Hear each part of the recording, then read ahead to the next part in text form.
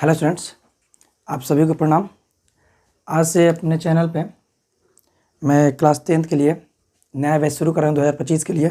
ठीक, जो क्या होगा 2025 में जो भी स्टूडेंट एग्ज़ाम देने वाले हैं वो लोग इस चैनल से के माध्यम से जुड़ जाइए। इस चैनल के माध्यम से हम आप लोगों के लिए क्लास 10th के बिहार बोर्ड के ऑल सब्जेक्ट को मैं तैयारी कराऊँगा। ओके, जिसमें आप लोगों का ऑल सब्जेक्ट में क्या क्या आ जाएंगे बाबू, आप लोग आ जाएंगे साइंस आ जाएंगे, ठीक है, SST आ जाएगा, हिंदी मिल जाएगा आपको, हिंदी, फिर आपको इंग्लिश का भी कुछ पार्ट में हिंदी इंग्लिश मिलेंगे और संस्कृत मिलेंगे। ठीक है, मतलब कि आप लोग ये सारे सब्जेक्ट इस चैनल के माध्यम से आप लोग क्या किया जाएगा, तैयारी किया जाएगा, वो भी अच्छी तरह से और पूरे डीपली। ठीक है, तो आप लोग क्या कीजिए, चैनल को शेयर और सब्सक्राइब जरूर कीजिए, क्योंकि आप लोग देखेंगे कि कंटिन्यू इस चैनल पे वीडियो मिलते रहे हमेशा। क्या हो रहे हैं, हमेशा आप लोगों को वीडियो मिलते रहे करीब 1 साल से, राइट। आप लोगों को लाइव क्लास भी दिया हूँ, इससे पहले 12th पढ़ा रहा था, लेकिन अब मैं क्या कर रहा हूँ 2025 के लिए बच्चों को मैं मैथ के क्लास शुरू कर रहा हूँ। वो भी मैथ जो पढ़ाएंगे बिल्कुल डीपली पढ़ाएंगे, 0 लेवल से पढ़ाएंगे, जो कि आप लोग बेसिक कंसेप्ट समझ में आए, राइट। हमें क्या चाहिए, हम लोग को बेसिक कंसेप्ट चाहिए। बहुत सारे लोग एक्सरसाइज पूरा कराते हैं, एक्सरसाइज से मतलब नहीं होता है। जिस बच्चे का बेसिक अच्छे होंगे, बेसिक मतलब पूरे कंसेप्ट के साथ होंगे, और किसी तरह का क्वेश्चन हो तो क्या करेंगे, आसानी से वो कंप्लीट कर लेंगे, किसी तरह इशू नहीं आएगा उन्हें। तो मेरा कहना यह है कि मैं जो भी पढ़ाऊँगा बेसिक तरीके से पढ़ाऊँगा। आप लोग पिछले वीडियो को देख लीजिएगा, जो मैं पढ़ाया हूँ क्लास 12th के लिए, क्लास 10th के लिए, कुछ मैं क्रैश कोर्स भी दिया हूँ क्लास 10th को, आप लोग बस से देखिएगा, और कुछ मैं आंसर शीट भी दिया उसे देख लीजिए जरूर। और आप लोगों को वीडियो अच्छे लगे तो चैनल को सब्सक्राइब जरूर कीजिएगा, और अपने दोस्तों को बोलिएगा इससे जुड़ जाएँ। आप लोगों को वीडियो कंटिन्यू मिलेंगे, राइट। मतलब कि आप लोगों को वीडियो जो भी मिलेगा बिल्कुल क्या होंगे, बिल्कुल डीपली मिलेंगे, 0 लेवल से मिलेंगे, क्योंकि लेक्चर ज़्यादा होंगे, समझेंगे तभी क्वेश्चन करेंगे। सब क्या होंगे, NCERT होंगे, बिहार बोर्ड के लिए स्पेशल होगा, हिंदी मीडियम से होगा, राइट। तो आज का जो है फर्स्ट वीडियो होगा जिसमें मैं बेसिक कंसेप्ट बताऊंगा, जो कि मैं स्टार्ट करने वाला हूँ फर्स्ट चैप्टर, जिसका नाम क्या है, वास्तविक संख्या। ठीक है, इसमें बहुत सारे पॉइंट पढ़ेंगे, जिसमें हम लोग पढ़ने वाले हैं यूक्लिड विभाजन, प्राइम का एल्गोरिथम विधि, ये भी काफ़ी इंपॉर्टेंट है, पूर्ण एल्गोरिथम विधि, पूर्णांकों का विभाजन, अभाज्य गुणनखंड, HCF LCM की संख्या का परिमेय को सिद्ध करना है, शांत अशांत, ये सारे कुछ हम लोग पढ़ेंगे। ठीक है, और भी मैं इसका बेसिक कंसेप्ट बताऊंगा आप लोग आज। ठीक है, तो अपने दोस्तों से बोलिएगा जुड़ने के लिए, आप लोग कंटिन्यू रहिएगा। अगर अच्छे खासे आप लोग मुझे सपोर्ट कीजिएगा, मेरा सपोर्ट कीजिएगा, ये भी एक दिन आने वाले समय क्या होगा, चैनल बहुत अच्छे खास हो जाएंगे, समझे। तो थोड़ा आप लोग हेल्प कीजिए। इसमें आप लोग को सप्ताह में लगभग मैं देख रहा हूँ कि सब सब्जेक्ट का दूँ, हिंदी भी दे दूँ, SST का भी दे दूँ, एक वीडियो 2 वीडियो, तो आप लोग को क्या हो और भी पढ़ने में मज़ा आए, जुड़ते जाइए और बेहतरीन होगा, समझे। चलिए, तो वीडियो को स्टार्ट करने से पहले मैं ये कहना चाहता हूँ कि ये जो है क्लास 10th के लिए न्यू बैच है। ठीक है, अब देखिए वहीं से पढ़िए जहाँ पर आप लोग अच्छा लगे, बेस्ट लगे, लग रहा है कि हम यहाँ से अच्छा कर लेंगे, अपना कोर्स कंप्लीट करा देंगे, हो जाएगा, वहीं से पढ़िए आप लोग। मैं आप लोग 100% गारंटी देता हूँ, मैं क्लास 10th का कोर्स सारे कंप्लीट कराऊंगा बहुत जल्दी, समझे। चलिए, तो क्वेश्चन क्या है, सॉरी, तो 2025 के लिए है। ठीक है, देखिए उसके पहले मैं थोड़ा बता दूं कि ये 9th के सिलेबस है मैथ का, ये 10th का सिलेबस है मैथ का। 9th और 10th के सिलेबस में क्या समानताएं हैं, मतलब कौन कौन चैप्टर हम लोग को पढ़ना है 9th वाले 10th में, वो चूँकि हमें लिखा काफ़ी इंपॉर्टेंट हो गए। देखिए ये सारे चैप्टर जो है ना काफ़ी इंपॉर्टेंट होते हैं। देखिए करना क्या है, पहला जो है हमारी संख्या पद्धति, जो 9th में पढ़े तो उसे 10th में हूबहू पढ़ना है, रियल नंबर के नाम से। बहुपद एकदम डायरेक्टली पढ़ना है, ठीक है। और क्या, बहुपद के साथ साथ हमें 2 चर वाले रैखिक समीकरण भी हमें क्या करना है, देखिए बहुपद हो गया। उसके बाद क्या, आप लोग देखिए यहाँ पे 2 चर रैखिक समीकरण भी है, जो कि हम लोग क्या चीज़ 9th में पढ़े हुए हैं। उसके बाद क्या है बाबू, आपका बहुपद से द्विघात समीकरण भी, सॉरी बच्चे, बहुपद से हमें क्या पढ़ना है बाबू, द्विघात समीकरण ही पढ़ेंगे हम लोग यहाँ पे। ठीक है, दूसरा क्या है बाबू, निर्देशांक ज्यामिति, डायरेक्ट कनेक्टेड है, रियल, ये समान, ये देखिए क्या है, समांतर श्रेणी, ये क्या है, न्यू चैप्टर है, इसको हम लोग 10th में नहीं देखे हुए हैं, बिल्कुल क्या है, बिल्कुल नहीं है। दूसरी बात क्या बाबू, यूक्लिड ज्यामिति का परिचय, चूँकि हमने यूक्लिड विभाजन इसमें पढ़ेंगे, चूँकि इसको हमें कनेक्ट कोई चैप्टर नहीं है, समझे। अब क्या है, निर्देशांक ज्यामिति, जो कि हम 9th में हल्का फुल्का पढ़े थे, लेकिन 10th में हमें पढ़ना है मस्त। अब देखिए अब क्या है, चैप्टर नंबर 8 10वीं का, वो लोग हम पढ़ने वाले हैं त्रिकोणमितीय परिचय, जो क्या बाबू ये न्यू चैप्टर होगा आप लोगों के लिए। ये भी क्या त्रिकोणमिति का अनुप्रयोग, ये भी क्या आपका न्यू है, ठीक है। अब बात करते हैं 10वीं का जो चैप्टर है, सॉरी 9th का जो चैप्टर है, रेखीय कोण, त्रिभुज, चतुर्भुज, समांतर चतुर्भुज की समांतर चतुर्भुज और त्रिभुज का क्षेत्रफल, जो क्या है ये चारों चैप्टर हमें कनेक्ट कहाँ करोगे, त्रिभुज में, जिसमें हम पाइथागोरस परिमेय, ठीक है, पाइथागोरस परिमेय, थेल्स थ्योरम वगैरह सारे पढ़ेंगे। उसमें बहुत सारे रेखा का प्रयोग है, उसका भुजा का प्रयोग है, ये सब के सब रचना क्या है हमारे लिए इंपॉर्टेंट चैप्टर नंबर 6 में आ जाते हैं, ठीक है। अगली बात है वृत्त। वृत्त हम हूबहू पढ़ने वाले हैं, ठीक है। वृत्त डायरेक्टली हम लोग पढ़ने वाले किस में, जो 9th पढ़े 10th पढ़ने वाले हैं, ठीक। फिर क्या है रचनाएं पढ़ने वाले हैं हम लोग। फिर आपका हीरोन सूत्र नहीं चाहिए हमें, कोई इशू नहीं है। अब देखिए पृष्ठ, क्षेत्रफल और आयतन हमें क्या चाहिए, हमें 13 नंबर चैप्टर और 10वीं में भी 13 नंबर चैप्टर, ठीक है। अगला क्या पॉइंट, सांख्यिकी का हमें पढ़ना है, तो वो 14 नंबर चैप्टर हमें सांख्यिकी 10वीं में पढ़ना है। 9th में भी 14 नंबर ही चैप्टर पढ़ना है सांख्यिकी। दूसरी क्या है प्रायिकता, जो प्रोबेबिलिटी, वो भी हमें 15 नंबर पढ़ना है। ये क्या है काफ़ी इंपॉर्टेंट सब के सब चैप्टर है। जो बच्चे 9th से पढ़े होंगे, जो बच्चे 9th पढ़े उन्हें लगता है कि हमें 10वीं आसान पड़ जाएंगे, ठीक है, क्योंकि सारे के सारे बेसिक कंसेप्ट किस में है, 9th में है, समझ आए। चलिए आप लोग को ये तो न्यू चैप्टर है, सब जो न्यू लिखे हुए हैं ये भी न्यू है आपका। आपको एक बात बता दें, वृत्त के संबंधित क्षेत्र ये भी आपके क्या हो जाएंगे, कुछ हम लोग जो 9th पढ़े हुए भी क्या हो जाएंगे, यहाँ पे हमें काम करेंगे, ठीक है।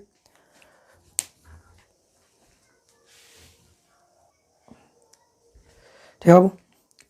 और क्या ये सभी क्या थे हमारे, मैंने जो पहले बताया आप लोगों को 9th में क्या पढ़ें और 10th में अब क्या पढ़ना है।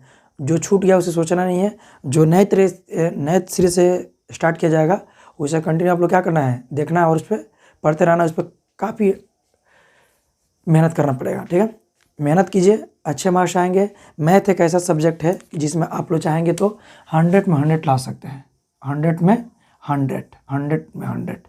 क्यों, जब वही व्यक्ति 100 में 100 लाएंगे जिसका बिल्कुल बेसिक कंसेप्ट मस्त होगा, समझे।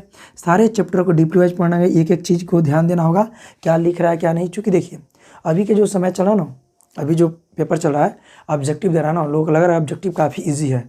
ऑब्जेक्टिव उतना ईजी नहीं है। ऑब्जेक्टिव में हमें प्रत्येक एक एक चीज़ डीपली पढ़ना पड़ेगा, एक एक चीज़ का एक एक वर्ड का हमें नॉलेज होना चाहिए, तब जब ऑब्जेक्टिव बने। किसी भी सब्जेक्ट को हो, वो हिंदी हो या आपका साइंस हो, मैथ हो, SST हो, कोई भी सब्जेक्ट हो, आप एक एक चीज़ का नॉलेज इंपॉर्टेंट है। जैसे आप लोग देखें ना हिंदी के पेपर में मतलब काफ़ी डीपली व्याकरण उठाया था, हिंदी की किताब से लाइन उठा कर दे दिया था इस साल एग्जाम में, तो हमें थोड़ा सा गहन अध्ययन करना पड़ेगा, राइट। चलिए तो हम बात करते हैं क्लास 10th में जो हमें कहाँ शुरू होती है, वास्तविक संख्या से। कहाँ शुरू करते हैं बाबू, वास्तविक संख्या से शुरू करते हैं। लेकिन हम ये सारे सिलेबस बताने से पहले थोड़ी हम 9th के बारे में बात कर लें कि 9th में हम लोग क्या क्या पढ़ चुके हैं, ठीक है। 9th हम पढ़े हैं, ठीक है बाबू। तो है क्या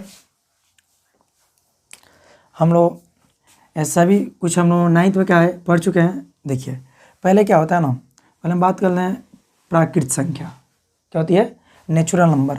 नेचुरल नंबर क्या होता है बाबू, जो मतलब नेचुरल मीन्स क्या होता है, जो हमारे सामने दिखता है कुछ भी है नेचुरल है, 100% देख रहे हो, देख लिया उठा लिया। ये क्या है, इसका शुरू होती है 1 2 3 4 5 6 कहाँ तक चले जाएंगे बाबू, अनंत तक जाएंगे। ये कहाँ तक जाएंगे, अनंत तक, वो नेचुरल नंबर होगा। भाई देखिए नेचुरल नंबर मानते हैं हम लोग, कहीं भी जाते हैं, कहीं कोई वस्तु खरीदना है, कुछ भी खरीदना है तो हम डायरेक्ट देकर गिन लेते हैं 1 2 3 4 5, ठीक है। तो नेचुरल होगा। जैसे आप लोग किसी भी पेड़ पर देखे जा रहे हैं, कोई पक्षी बैठी है, मान लीजिए कोई पक्षी बैठी है, उसको काउंटिंग कीजिएगा, पता ही काउंटिंग कीजिएगा। तो कहाँ से काउंटिंग, 1 2 3 4 5 6 7 8 9 10, हाँ 10 गए चाहे 20 गए, काउंटिंग कर लिए। लेकिन अचानक फिर हम जैसे आगे बढ़ें, ठीक है, आगे बढ़ने क्रम में, ठीक है, फिर क्या करेंगे, जैसे आप लोग मानते हैं आगे बढ़िएगा, वहाँ पे तो मानते हैं नेचुरल नंबर है। हमने गए पेड़ पर देखे 10 चिड़िया बैठे, पक्षी बैठी है तो 10 को गिन दिया हम 1 2 3 4 5। फिर जैसे हम अचानक बैठे, जैसे हम अचानक बढ़े तो देखे कोई पेड़ है, उस पर कोई पक्षी नहीं है, तो उसे क्या गिनोगे भाई, उसे गिनना पड़ेगा ना, क्या गिनेंगे। कोई मानते हैं इस पेड़ पर कोई पक्षी नहीं तो क्या गिनोगे, कुछ तो गिनोगे। तो भाई पता लगाते तो जीरो भी काफ़ी इंपॉर्टेंट मायने रखते हैं। क्या रखते हैं? जीरो भी काफ़ी मायने रखते हैं। तीसरी संख्या पर हमने क्या लगा दिया गया? जीरो लगा दिया गया। जीरो लगा दिया क्या बन गया? पूर्ण संख्या बन गई, पूर्ण नंबर बन गया। अब जीरो भी काफ़ी इंपॉर्टेंट रोल अदा करने लगा कि भाई मान लें किसी पेड़ पे पक्षी है तो उसकी संख्या गिन लेते हैं, 1 से लेके अनंत तक जितना गिन ले, लेकिन जिस पर नहीं तो उसको क्या कहेंगे? तो इसलिए क्या लगा? जीरो। जब जीरो लगा तो क्या बन गया? पूर्ण संख्या बन गया। क्लियर? अब क्या हुआ? जैसे और स्टेप आगे बढ़ा गया और भी बहुत सारे कुछ खोज हुआ, आविष्कार हुआ। तो भाई मान लेते हैं और कोई व्यक्ति कोई बिजनेस करता है, कोई वर्क करता है, कोई काम करता है, ऐसा थोड़ी है कि उसमें केवल प्रॉफिट ही होगा, ऐसा तो नहीं है। बाय द वे प्रॉफिट होता ठीक है, उसको मैं प्लस में लिख दिया। क्या किया? प्लस में लिख दिया। ठीक है, बाय द वे मानते हैं अगर वो 200 का बिजनेस किया है, 200 का बिजनेस किया है, 200 में उसे 70 रुपया का क्या हो गया? लॉस हो गया, हानि हो गया। तो इसको कैसे दर्शाएंगे? प्लस में तो नहीं दर्शाएंगे ना, 70 का हानि हुआ प्लस में नहीं दर्शाएंगे। तो उसमें क्या किया गया? फिर सोचा गया कि शायद हमारे काउंटिंग में क्या जरूरी है?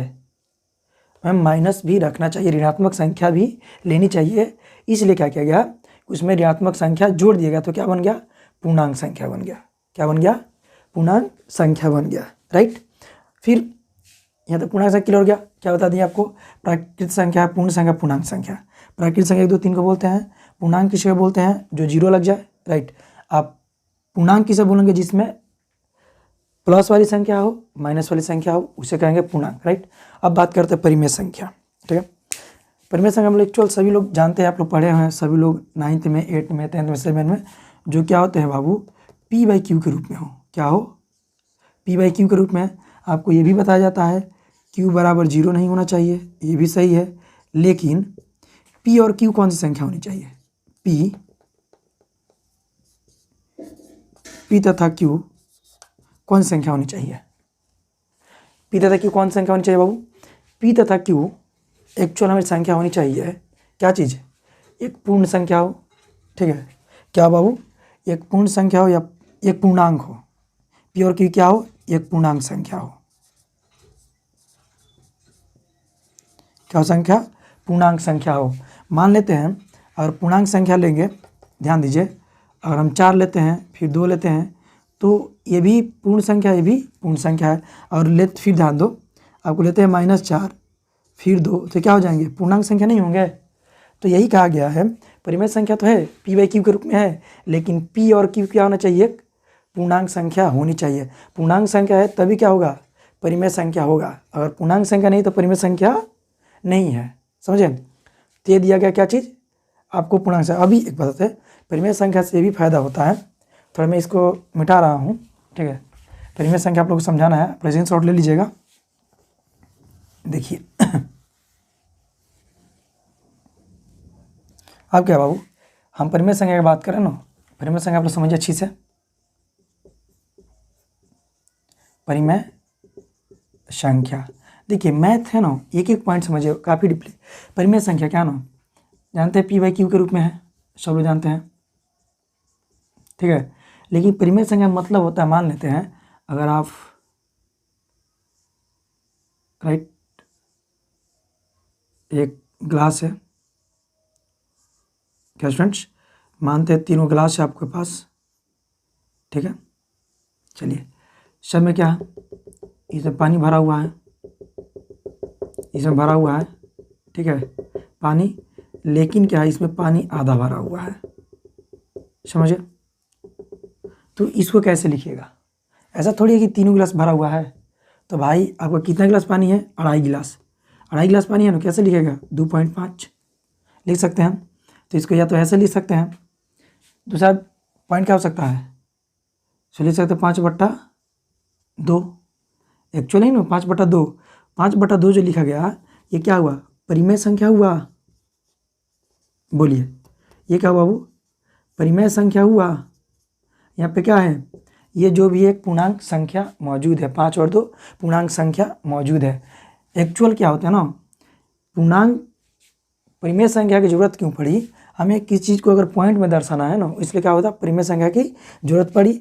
मानते हैं इसको ऐसे भी तो लिख सकते हैं 2.5 है, तो क्या करेंगे? 2 पूर्णांक 1/2, ये भी तो हो गया 2.5 गिलास। 2 दूना 4 1 5, 5/2। इसी बात को इस रूप में लिखा जा सकता है। तो हमारे पास क्या हुआ, सब के सब एक पी और क्यू क्या होता है, पूर्णांक संख्या होता है जहाँ क्यू बराबर 0 नहीं होना चाहिए। क्लियर हुआ? अगर दिक्कत हो तो आप लोग कमेंट जरूर कीजिएगा। समझ गए?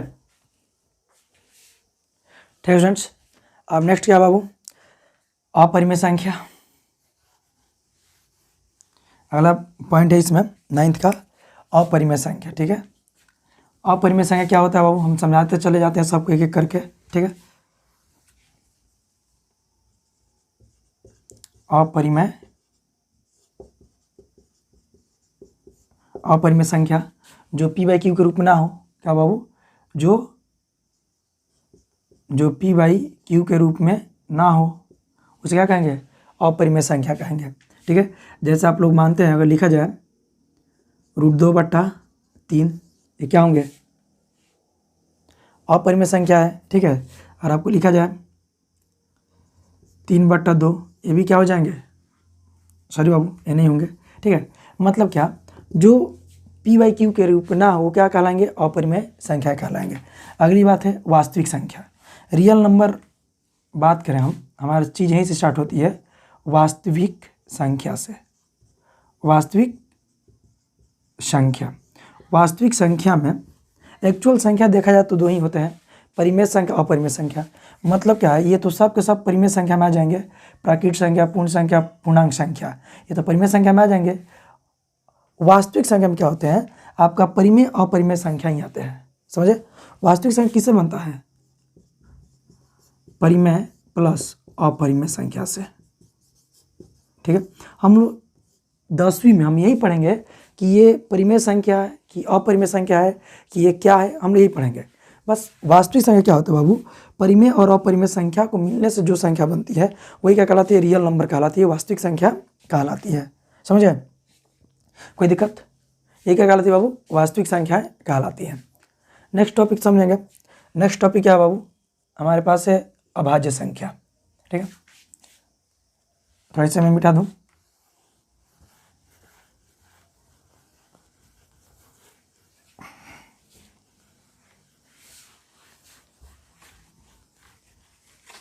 चलिए, तो आप लोग समझेंगे अभाज्य संख्या क्या होता है।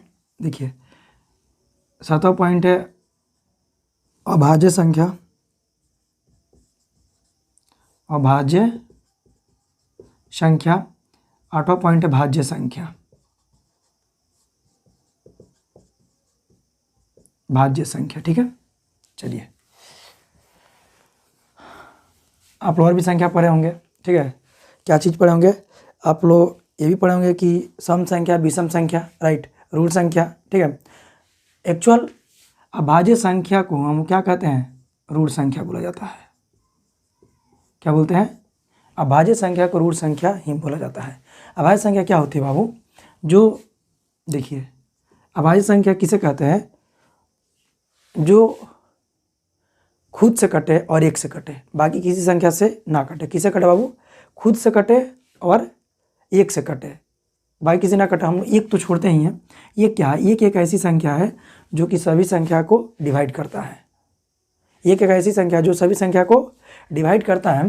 तो यहाँ पे क्या हो जाएंगे, अभाज्य संख्या 2, ठीक है, 3 हो जाएगा, 5 हो जाएगा, 6 नहीं होगा, 7 हो जाएगा। ठीक है, और क्या हो जाएगा बाबू, 8 नहीं होगा, 9 भी नहीं होगा, 10 भी नहीं होगा, 11 हो जाएगा, 13 हो जाएगा। ठीक है, आपका 13 के बाद क्या हो जाएगा बाबू, 17 हो जाएंगे। ठीक है, क्योंकि देखिए जितनी संख्या देख रहे हैं ना, ये खुद से कट सकते हैं, बाकी किसी संख्या से नहीं कटेंगे, खुद से और एक से कटेंगे। इस तरह क्या मिलेंगे बाबू, ये अभाज्य संख्या मिलेंगे। क्या मिलेंगे, अभाज्य संख्या। इसी को हम लोग क्या बोलते हैं, रूट संख्या बोल सकते हैं। क्या बोलते हैं, रूट संख्या बोलते हैं। अब भाज्य संख्या की बात करते हैं। भाज्य संख्या किसे कहते हैं, कि जो खुद से तो कटता ही है, फिर किसी अन्य संख्या से भी कटता है। क्या करता है, खुद से विभाजित होता है, उसके बाद फिर किसी अन्य संख्या से विभाजित होता है। जैसे आप लोग 4 ले लीजिए, 6, 8, 10, 12, 14, ठीक है, 16, 18, 20, राइट। आपका 20 के बाद 21, 22 डैश डैश क्या हो जाएंगे, 23 तो आपका 19, 23 सब क्या हो जाएंगे, अभाज्य संख्या हो जाएंगे। ठीक है, तो ये सब के सब क्या है बाबू, ये भाज्य संख्या होते हैं। क्या होते हैं, भाज्य संख्या होते हैं। ठीक है, और ये भाज्य संख्या अगर देखा जाए तो ये तो 2 से भी कटेगा, 1 से भी कटेगा और 4 खुद से भी कटेगा। ये कई संख्या से कटेंगे लोग। अब ध्यान दो, 6 को 2 से भी कटेगा, 3 से भी कटेगा, खुद से कटेगा और 1 से भी कटेगा। 1 से तो लगभग क्या होंगे, सभी के सभी कटेंगे।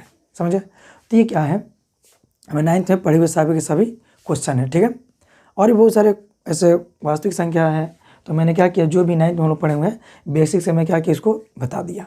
राइट, अगर किसी को डाउट हो तो आप लोग ज़रूर कमेंट कीजिएगा, कमेंट करके बताइएगा कि सर ये प्रॉब्लम है, उससे ज़रूर नेक्स्ट वीडियो में क्या करूँगा, उसे सॉल्यूशन कर दूँगा। समझे, तो फिर आगे का पॉइंट समझते, आगे का टॉपिक क्या है, वास्तविक जो हमें 10वीं पढ़नी है, कौन कौन से पॉइंट पढ़ना है, कितने एक्सरसाइज पढ़ना है चैप्टर नंबर 1 में। राइट, तो उसको देखते हैं हम थोड़ा सा। चलो हम बात करते हैं चैप्टर नंबर 1 में जो वास्तविक संख्या, आप लोग स्क्रीनशॉट ले लीजिएगा। ठीक है, चलिए नेक्स्ट पॉइंट देखिए, हम लोग जो पढ़ने वाले हैं वास्तविक संख्या में, हम लोग 10वीं का चैप्टर हमें यहाँ से शुरू होती है। ठीक है, बाकी तो मैं आपको बेसिक बताया, इसका कोई ज़रूरत नहीं पड़ता है, जो कि देखिए जब भी पढ़िएगा तो आप लोग जरूर खोजिएगा भाई ये सब होता क्या है, कैसे होता है, इसलिए मैं बता दिया हूँ। अब क्या है बाबू कि आप लोगों को 10वीं में पढ़ना है 4 एक्सरसाइज, 1.1, 1.2, 1.3, 1.4 एनसीईआरटी के अनुसार। पहला जो एक्सरसाइज है, पहला जो पॉइंट है आपको पढ़ेंगे यूक्लिड विभाजन, प्रेमिका एल्गोरिथम, पूर्णांक का विभाजन, फर्स्ट पॉइंट पढ़ेंगे।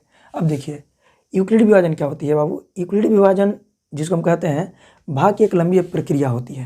क्या होती है, भाग की एक लंबी प्रक्रिया होती है। यूक्लिड विभाजन का फॉर्मूला हम लोग जानते हैं, a बराबर BQ प्लस R। ठीक है, इसमें होता क्या है कि इसमें दो धनात्मक पूर्णांक दिया रहेगा। क्या दिया रहेगा, दिया जाएगा आपका A और B दिया है, A और B क्या है, 2 धनात्मक पूर्णांक है। ठीक है, 2 धनात्मक पूर्णांक है जिसमें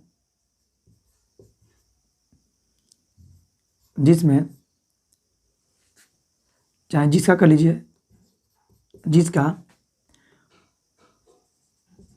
अद्वितीय पूर्ण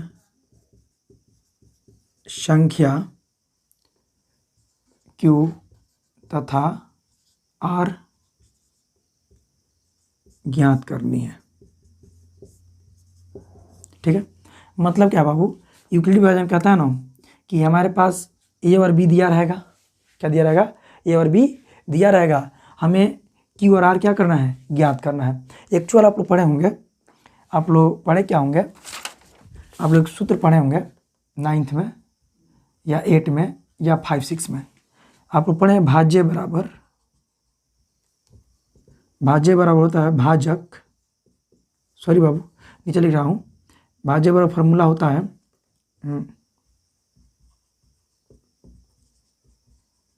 भाजक गुने भागफल प्लस शेष। सेम यही चीज़ को क्या किया गया है, हमें यूक्लिड विभाजन में सिद्ध कर दिया गया है। मतलब कि ये भाज्य है, ये भाजक के भागफल प्लस शेष है। ठीक है, यानी हमारे पास अगर कोई संख्या दे दें, समझिए अगर दिया रहा है आपको 12, ठीक है, और एक दिया रहा है आपको 48। ठीक है, दिया ना, हम क्या करते हैं 48 को 12 से भाग करते हैं, 12 चौका 48, ये तो कट गया, शेष 0 बचेगा। इसमें होगा क्या बाबू, समझेगा आप लोग अच्छे से, होगा क्या, ये आपका A का मान है, ये आपका B का मान है। ठीक है, ये Q है, ये आपका क्या है, R है। समझे, यूक्लिड में मतलब A बराबर क्या है, BQ plus R, BQ plus R। A का मान हम 48 रखते हैं, तो B का मान कितना है बाबू, B का मान हमारे पास है 12, Q का मान कितना है 4, R का मान 0। तो हमें देखिए को ये क्या है, देखिए आपका 4 हमें क्यू का मान मिला और आर का मान क्या मिला 0। जहाँ पे ध्यान दीजिए कहा क्या है समझेंगे कि एक पूर्णांक संख्या मिलेगा, मतलब पूर्णांक संख्या क्यू तथा आर होगा, यानी इसको पूर्ण संख्या बोलेंगे ना, क्या मिलेगा हमें पूर्ण संख्या मिलेगा। तो ध्यान दीजिए पूर्ण संख्या किसे कहते हैं, जहाँ पे 0 लग जाए, जो शेष होगा या तो 0 भी आ सकता है, 1 भी आ सकता है, 2 भी आ सकता है, 4 भी आ सकता है, 5 भी, कोई संख्या आ सकता है। पूर्ण लिखने का मतलब क्या है कि ये जो शेष आएंगे 0 भी आ सकता है, समझे, क्लियर, या 0 भी आ सकता है, 0 से बड़ा भी आ सकता है लेकिन छोटा नहीं आएगा। कभी भी शेष ऋणात्मक नहीं होते हैं, कभी धनात्मक होते हैं, इतना आप याद रखिएगा। जो आर होते हैं कभी क्या होते हैं पॉजिटिव संख्या होती है, निगेटिव संख्या कभी नहीं होती है। 0 हो सकते हैं लेकिन 0 से कम कभी नहीं होगा, समझे। तो ये आपका यूक्लिड विभाजन की प्रक्रिया है, समझे। तो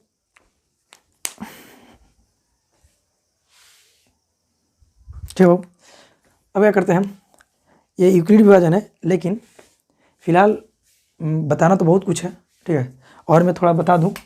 अब क्या है बाबू, अब देखिए यूक्लिड एल्गोरिथम पूर्णांक विभाजन, एल्गोरिथम इस होता है ना कि वो एक सुपरिभाषित क्या होती है, एक मतलब एक परिभाषित को सिद्ध कर देता है, वो सिद्ध करके दे दिया जाता है, उसी में हम लोग क्या करना है आगे बढ़नी है। तो एक लंबी ये भी प्रक्रिया होती है। ये देखिए इससे हम लोग क्या करते हैं ना, पूर्ण विभाजन है, यहाँ से हम लोग क्या करते हैं ना कि HCF LCM भी निकालते हैं, समझे।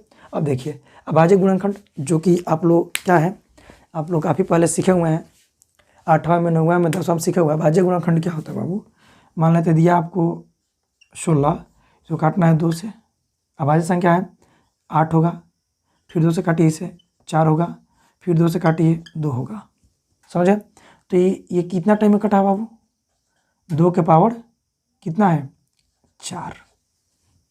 तो क्या बाबू ये अभाज्य गुणनखंड होते हैं, समझे। इसी से हम क्या करते हैं HCF और LCM निकाल सकते हैं।